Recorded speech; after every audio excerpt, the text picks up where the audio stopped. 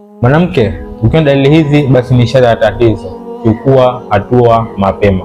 Wanawake wengi hupitia hali mbalimbali zisizo za kawaida katika maisha yao ambazo zinaweza kusababishwa ima na mtindo mbaya wa maisha wanaoishi au matumizi ya kiholela ya madawa au kutumia dawa zisizo za lazima, pia tabia hatarishi katika maisha yao.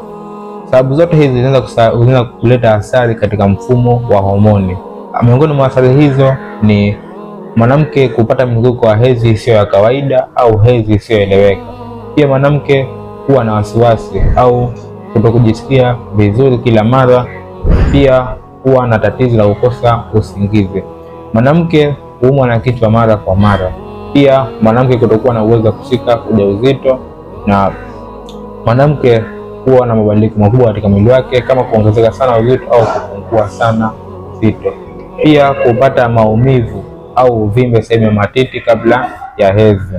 Pia kupungua kwa libido, yani kupungua kwa tendo la ndoa kwa mwanamke. Hali zote hizi zinatokana na uwiano mbaya wa homoni, uwiano usio sawa wa homoni ndani ya mwili wa mwanamke. Hivyo tafuta suluhisho mapema. Kwa changamoto yoyote, wasiliana nami kwa ushauri zaidi. Pia usahau kulike na kushare video hii kwa wanawake wengi zaidi wapate kujifunza.